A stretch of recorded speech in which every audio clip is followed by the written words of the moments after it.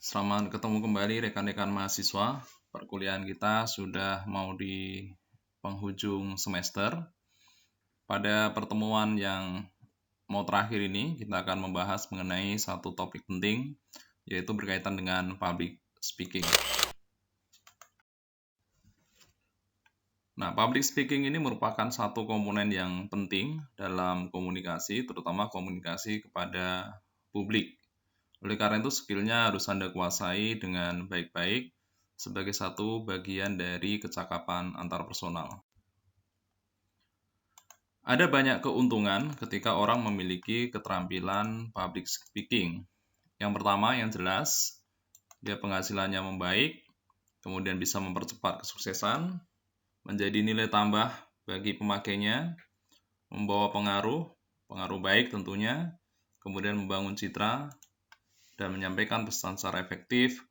Lalu dalam aspek psikologi, orang yang memiliki public speaking baik biasanya relatif confident atau percaya diri. Nah, public speaking ini sebenarnya bakat atau bisa dilatih.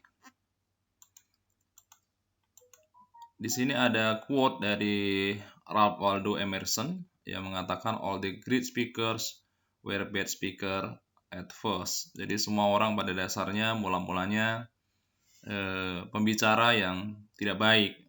Oleh karena itu, saya mengatakan public speaking adalah bakat yang bisa dilatih. Sehingga pada tahap tertentu orang bisa menjadi mahir.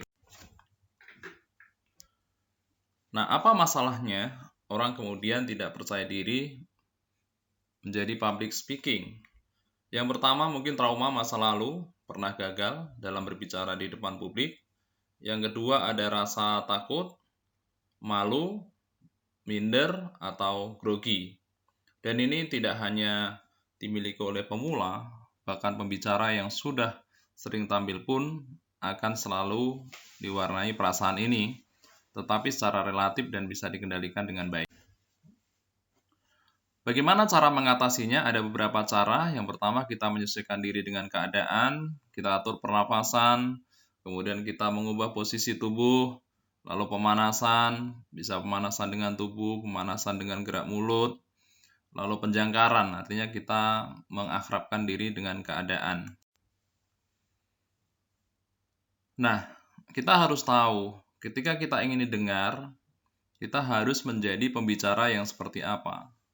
Di mata audien, mereka akan mendengarkan orang yang mereka kagumi, mereka hormati, ada titik kesamaan dengan mereka percaya, dan apa yang kita sampaikan dibutuhkan, dan tentu saja harus menarik. Secara garis besar, ada 3 bagian penting dalam public speaking, yaitu berkaitan dengan opening, konten, dan closing. Nah, masing-masing mempunyai teknik yang nanti akan saya jabarkan dalam 3 seri. Kali ini kita akan membahas seri tentang opening dulu. Nah, bagian-bagian ini harus dibawakan secara ciri khas masing-masing. Untuk pembukaan, opening atau introduction harus atraktif. Kemudian untuk konten harus meaningful. Kemudian untuk closing harus powerful. Nah, ini ada 11 teknik yang akan saya perkenalkan kepada saudara dan saudari untuk Anda pelajari masing-masing. Bahkan lebih mudah saya sampaikan contohnya di sini. Yang pertama, ini adalah contoh teknik quote. Kita bisa mengawali pembicaraan dengan mengatakan misalnya begini, Shakespeare, sastrawan legendaris Inggris berkata, "What is a name?" Lalu kemudian kita sambung dengan kata, "Bersama saya, Wijaya, selama 1 jam ke depan, kita akan membahas mengenai nama dan peruntungan." Nah, nama ini bisa Anda isi dengan nama Anda masing-masing.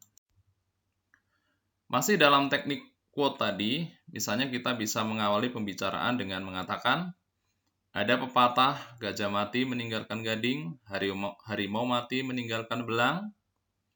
Lalu kita kasih jeda sejenak, lalu kita ngomong, bersama saya Sutrisno, selama 2 jam ke depan, kita akan membahas mengenai nama dan peruntungan.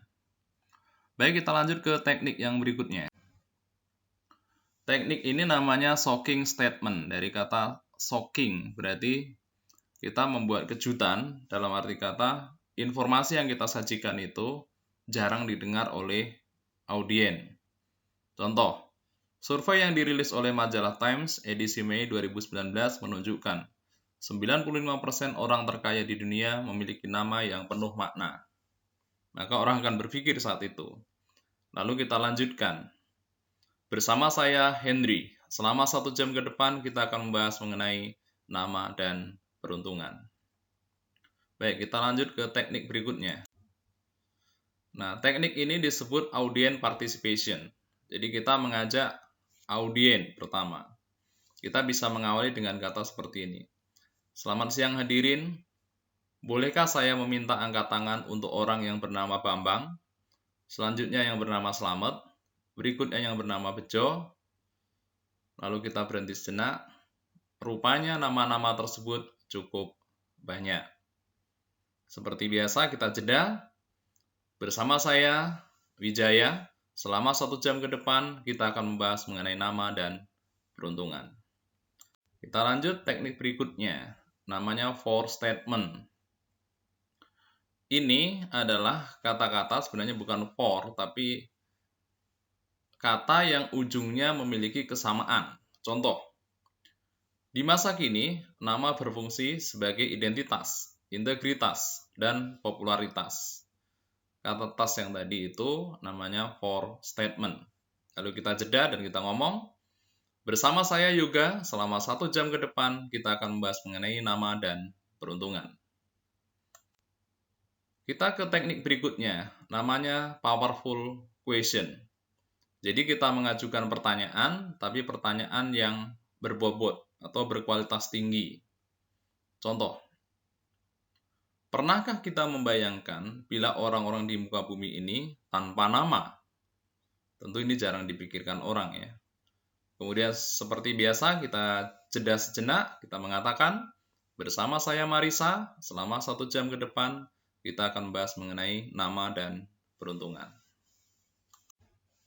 Baik, kita masuk ke teknik yang ke-6, namanya praise. Praise ini pujian. Contoh, kita bisa mengawali pembicaraan dengan seperti ini. Nama-nama Menteri Kelautan cocok dengan singkatan namanya.